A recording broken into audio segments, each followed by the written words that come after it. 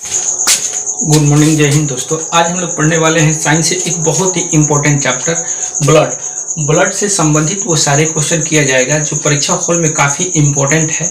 जो competitive exam में ये सारे जितने भी क्वेश्चन बोर्ड पर लिखा हुआ है, ये सारे क्वेश्चन बोर्ड परीक्षा में किसी न किसी एग्जाम में बना हुआ है। तो आप लोग वीडियो में लास्ट तक बने रहिएगा और सारा क्वेश्चन एक एक क्वेश्चन को हम लोग आप लोगों को सारा डाउट क्लियर करते हुए सारा बताया जाएगा। सबसे पहले लिखे हुए हैं रक्त। जीवित प्राणियों में रक्त पाया जाता है और ये रक्त जो होते हैं कई टाइप के होते हैं। ये सारा चीज हम लोग एक एक करके करेंगे। तो यहाँ हम लोग पढ़ने वाले हैं मानव में रक्त के टाइप और उनसे संबंधित सारे कार्य जो काफी इम्पोर्टेंट है। तो सबसे पहले लिखा हुआ है कि रक्त को अंग्रेजी में ब्लड और उर्दू में लहू कहते हैं। रक्त के अध्ययन को सेरोलॉजी कहा जाता है। रक्त के अध्ययन को सेरोलॉजी कहा जाता है। रक्त जो होता है एक तरल संयोजी ऊतक होता है। हमारे शरीर में संयोजी ऊतक दो टाइप के होते हैं, एक हड्डी और एक रक्त। तो हड्डी जो है वो अलग टॉपिक है, हम लोग बात करेंगे आज केवल रक्त पर। तो रक्त जो होता है तरल संयोजी ऊतक होता है। इसमें रक्त को कोलाइड भी कहा जाता है। कोलाइड का मतलब कि वो चीज जो अगर छन्नी से या किसी सूती कपड़ा से छाना जाए तो सारा का सारा चीज वो नीचे नहीं गिरेगा। कुछ हिस्सा जो है जो उस कपड़े पर रुक जाता है। जैसे दूध भी है, दूध भी कोलाइड होता है। तो रक्त जो होता है तरल संयोजी ऊतक होता है, ऊतक है। और जिसे तरल संयोजी जो शरीर के पूरे पार्ट्स में जो चीज पहुंचता है उसे संयोजी ऊतक, और जो शरीर को संयोग करके रखा है। ये स्वाद में क्षारीय होता है, ठीक है। इसका पीएच मान जो होता है 7.4 होता है। 7 से अधिक होगा तो उसे हम लोग क्षारीय कहते हैं। तो ये था रक्त से संबंधित। आगे चलते हैं। रक्त में आयतन के हिसाब से रक्त 55% उसमें प्लाज्मा होता है और 45% रक्त कणिकाएं होती है। यानी 55% प्लाज्मा और 45% रक्त कणिकाएं होती है। प्लाज्मा में 90% जल होता है और 10% कार्बनिक पदार्थ, अकार्बनिक पदार्थ तथा प्रोटीन होता है। ये सारा चीज कहने का मतलब कि जो रक्त है उसमें से तरल पदार्थ भी और ठोस पदार्थ के रूप में भी होता है। जैसे चाय में चाय पत्ती और चीनी जो होता है चाय में घुला रहता है, तो चाय पत्ती और चीनी जो है वो ठोस पदार्थ होता है। उसी तरह से हमारे रक्त में तरल के साथ साथ प्रोटीन, कार्बनिक पदार्थ और कार्बनिक पदार्थ, ये 10% जो है वो होते हैं, वो ठोस पदार्थ होते हैं। तो ये इतना बात आप लोग लगभग समझ गए होंगे। आगे चलते हैं। रक्त कणिकाओं को, रुधिर कणिकाओं को 3 भागों में बांटा गया है। मनुष्यों के शरीर में जो रुधिर कणिकाएं हैं, रुधिर कणिकाओं को मनुष्यों में 3 वर्गों में बांटा गया है। एक लाल रुधिर कणिकाएं जिसे अंग्रेजी में रेड ब्लड सेल कहते हैं। लाल रुधिर और शॉर्टकट में आरबीसी कहते हैं। इनकी एक सामान्य मनुष्य में इनकी कणिकाओं की संख्या 50 लाख होनी चाहिए। रेड ब्लड की 50 लाख होनी चाहिए। ये रेड ब्लड जो होता है लाल होने का कारण है इसमें हीमोग्लोबिन। जब रक्त वो हम श्वसन क्रिया द्वारा हमारे फेफड़े में जाता है तो ऑक्सीजन के 4 अणु हीमोग्लोबिन से जाकर संयोग करता है और संयोग करने पर ये रक्त को लाल कर देता है। हीमोग्लोबिन के कमी से एनीमिया नामक रोग होता है, याद रखोगे। हीमोग्लोबिन के कमी से एनीमिया नामक रोग होता है। हीमोग्लोबिन जो होता है ऑक्सीजन के संयोग से ही ये खून क्या कर देता है, लाल कर देता है। यानी हमारे आरबीसी में हीमोग्लोबिन नामक एक तत्व पाया जाता है जो ऑक्सीजन से जैसे ही टच करता है तो वो रक्त को लाल कर देता है। रक्त का निर्माण जो है वो अस्थि माजा में होता है। अस्थि माजा का मतलब ये हुआ कि जैसे हड्डी जो होता है, हड्डी के बीच में जो गैपिंग होता है, जो खाली खाली होता है, जैसे मुर्गा वगैरह में जो बीच में गैपिंग होता है, उसी में रक्त का निर्माण होता है, उसी को अस्थि माजा कहते हैं। लेकिन बच्चे भ्रूण में पेट माँ के गर्भ में होते हैं तो उनमें हड्डी नहीं होता है, तो उनका निर्माण जो होता है वो लीवर में होता है। छोटा जो शिशु बच्चा होता है उनका रक्त का निर्माण उनके लीवर में होता है, याद रखोगे। और जो वयस्क मनुष्य होता है उनका रक्त जो होता है हड्डी यानी अस्थि मज्जा में होता है। लाल आरबीसी का जीवन काल 120 दिन का होता है। 120 दिन के बाद ये मर जाते हैं। तो ये मरते हैं पलीहा में। पलीहा को तीली या कब्रगाह कहा जाता है। इसका जीवन काल 120 दिन का होता है, याद रखो। आगे, आरबीसी के कणिकाएं सबसे बड़ी मेढक में पाई जाती है। आरबीसी के कणिकाएं सबसे बड़ी मेढक में पाई जाती है।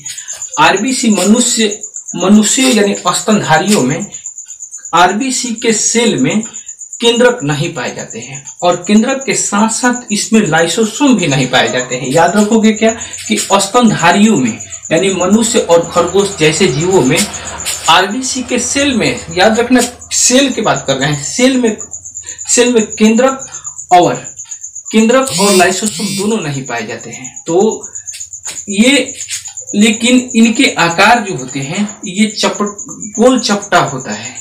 इनका आकार गोल और चपटा होता है। तो ये थे आरबीसी से संबंधित सभी महत्वपूर्ण क्वेश्चन।